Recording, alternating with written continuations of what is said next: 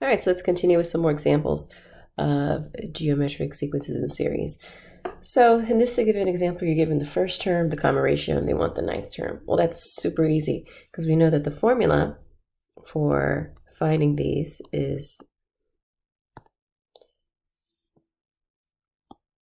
a sub n is equal to a sub 1 times r to the n minus 1. And we know that our first term, a sub 1, is 1/2.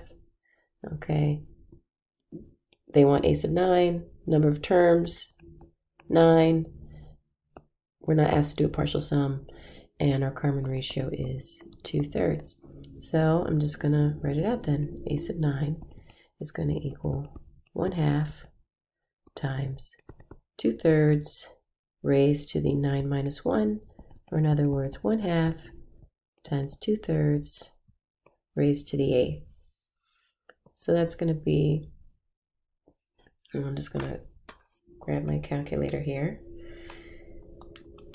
2 to the 8th is 256.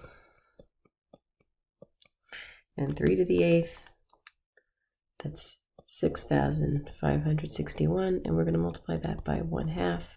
So I'm going to double my denominator. And I have 256 over 13,122.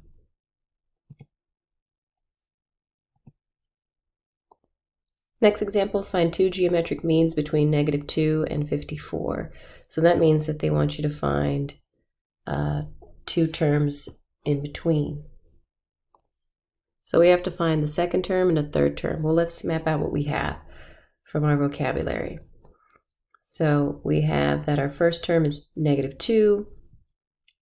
We have our nth term is 54, which is technically a sub 4. There are currently 4 terms. We don't care about the sum. And our common ratio, we don't know what that is. Okay. So we're going to go to our formula. A sub n is equal to a sub 1 times r to the n minus 1. So for a sub n, I'm going to plug in 54 here. And then for a sub 1, we're going to plug in -2 here. We don't know r. But for here, for n minus 1, well, that's going to be 4 minus 1, which is to the third power. Okay. Now, you don't have to change it to r, from r to x. It doesn't really matter. But we do have to find it. So now I divide this -2 to the other side. We get -27 equals x cubed. And then we just take the cube root of that. Okay. So the cube root of -27 is equal to x, which is -3. And now that I know that my common ratio is -3, I can find the next terms. So if I do -2 times -3, then a sub 2 is 6. And then a sub 3, well, I take a sub 2, which is 6, multiply that by -3, and I get -18.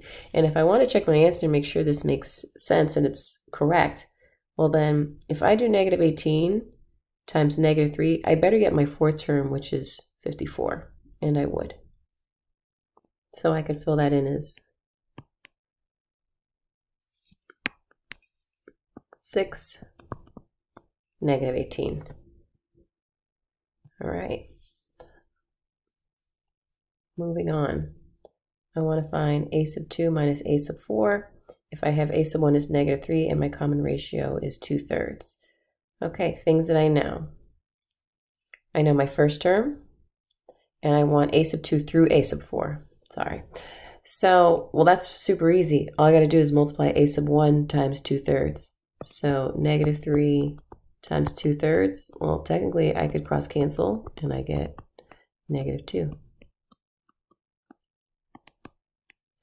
Okay, a sub 3, take a sub 2, multiply that by 2/3. This time no cross canceling, so that's -4/3.